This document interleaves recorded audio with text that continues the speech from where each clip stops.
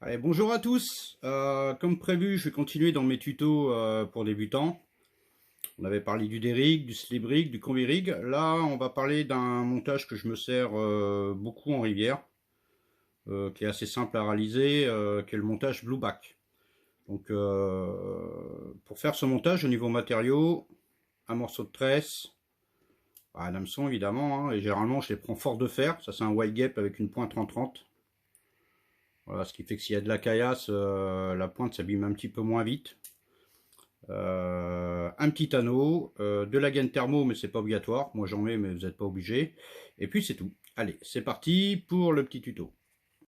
Alors, je vais prendre mon morceau de tresse, hein, une certaine longueur. Bon, après en rivière, moi j'aime bien les faire assez longs. Ça c'est pour moi, après c'est vous qui décidez. Je vais lui faire comme un nœud sans nœud, une petite boucle pour mettre mon stop bouillette. Voilà, hein, rien de compliqué. Bon là j'ai mis mon petit anneau sur une aiguille à bouillette pour pas trop galérer à le trouver.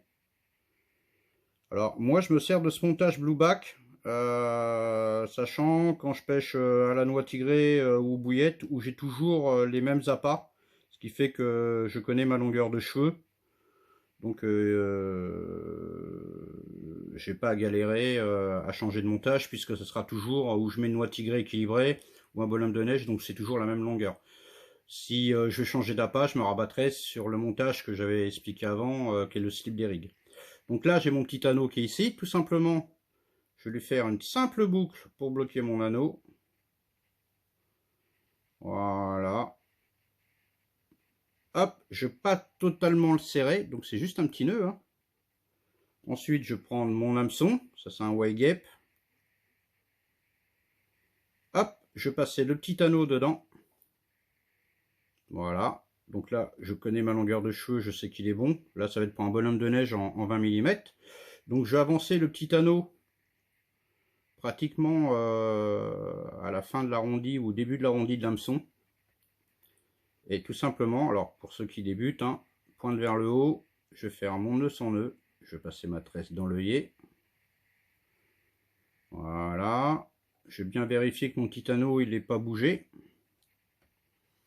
Et je vais lui faire à peu près 4-5 spires selon la longueur de l'ambre de l'hameçon. Voilà, là j'en ai fait 5, on est pas mal. Je vais finir mon nœud sans nœud, donc je retourne l'hameçon. Ça c'est pour les gens qui débutent, comme ça on est sûr de ne pas se tromper. On finit tout simplement le nœud sans nœud. On va bien serrer. Et voilà. Donc là, comme il est là, il est terminé, hein, il est pêchant. Hein. C'est une parfaite, voilà, ça se retourne super bien. C'est une bonne mécanique. Alors on va me dire, ben, pourquoi pas faire juste un nœud sans nœud. Moi j'aime bien que justement grâce au petit anneau, que l'appât puisse pivoter et bien aller en arrière. Déjà ça va faire un contrepoids, ça fait un pré-piquage. Et ça dégage complètement le devant de l'hameçon. Ce qui fait que quand la carpe elle broye un peu l'appât, par exemple de la noix tigrée assez dure, ça évite de faire des décroches. Alors un nœud sans nœud marche très bien aussi. Hein. Après c'est une question de préférence. Moi je vous montre les différents montages, mais voilà. Donc c'est un montage qui est passe-partout, qui est très vite réalisable. Là je lui ai rajouté une petite gaine thermo. Et puis par contre, si par exemple je pêche avec un hameçon curve, qui lui est curvé, il n'y aura pas besoin puisqu'il a déjà une forme agressive. Donc là, je vais découper un petit morceau de gaine thermo que je vais les passer à la vapeur. Et je reviens vers vous pour vous faire voir le montage final. Allez, c'est parti. Allez, je vous ai fait un montage complet.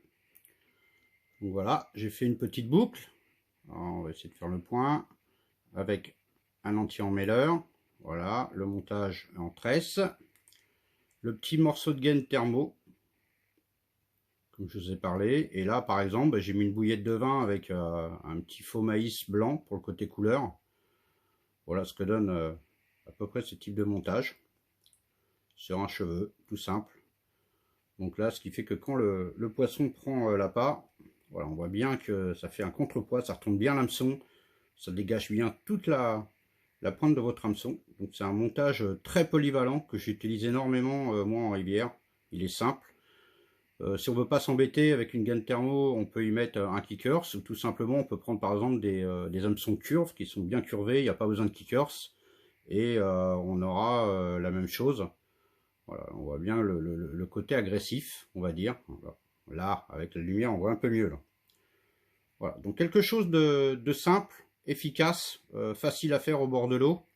Après, il suffit de bien connaître les abats qu'on va employer.